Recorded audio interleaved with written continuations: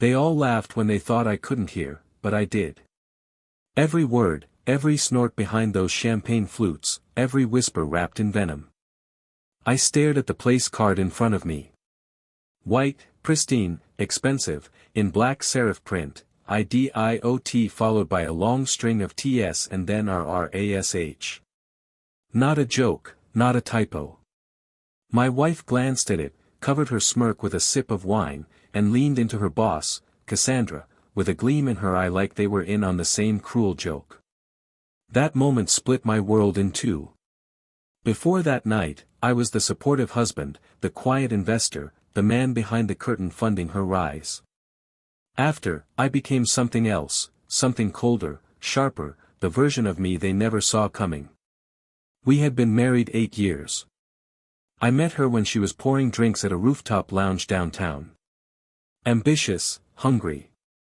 I admired that. I believed in her, took a chance, funded her MBA, introduced her to my network, wrote the check that helped her get her foot in the corporate door. And I watched with pride as she climbed, first assistant, then analyst, then something senior at Cassandra Stratton's boutique firm. She started coming home later. Slicker clothes, colder voice. Less we, more me. I asked once if we were still a team. She said I was being insecure. 3 weeks before the party, I found the first email. Her laptop was open on the kitchen island. An accident. Subject line, tonight's the same room. It wasn't just one email.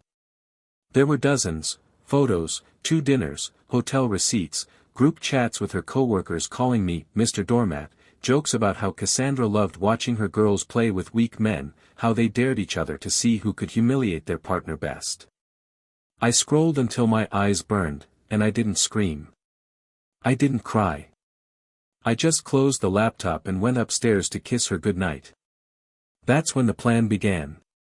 I played dumb for 3 weeks, held her hand, picked out her dress for the party, even offered to drive her. What she didn't know was that while she slept, I consulted a divorce lawyer, a very good one. I gathered every financial record, traced every expense, even pulled receipts for those spa weekends and girl boss retreats she claimed were work-related. They weren't. While she slept beside me, I was already separating accounts, preparing asset division, shifting funds legally, quietly. I built a wall, not out of anger, but out of precision. Then came the night of the gathering. The venue was upscale, of course. Polished concrete floors, imported wines, a guest list full of people who shook hands with their eyes closed. I walked in beside her. Nobody greeted me. Not one. Just side eyes. Snickers. Until I reached my seat and saw it again, IDIOT followed by endless TS and RRASH. She didn't expect me to sit, but I did. I sat, smiled, and watched them all from across the candlelight. Cassandra raised her glass and toasted unshakable women. The table cheered. I chewed my steak in silence. She never noticed the file folder in my bag or the non-disclosure contracts or the private investigator's report or the photos.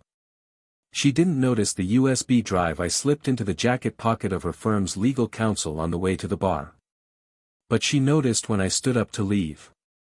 She grabbed my arm, fake concerned. Leaving already? I smiled. Just tired. And then I turned to Cassandra. Before I go, I want to be clear. I'm cutting ties with you. There was a pause. Just a second. Confusion flickered behind her Botoxed face. Then I walked out. What followed was a chain reaction. They couldn't stop it. The legal notice arrived 3 days later. Divorce on grounds of infidelity. I submitted documented evidence, financial misconduct, marital cruelty. And because of the contracts she'd signed using my name as guarantor, the firm's upcoming deal with a European fund collapsed. That's when the audits began. Turns out Cassandra had more to hide than just infidelity among staff. Fraud, misappropriation, All revealed because someone gave the regulators exactly what they needed. Her empire crumbled in under 2 months. My soon-to-be ex-wife tried calling, 17 missed calls in one night. I didn't pick up. Her final message was just one sentence: "You planned this." She finally understood. I didn't do it to be cruel. Cruelty would have been shouting at the dinner table, throwing wine, exposing her in front of everyone that night. No, this was surgical. I wanted her to feel it slowly. The weight of everything she underestimated.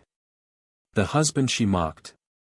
He owned the house, the car, the savings. Her boss.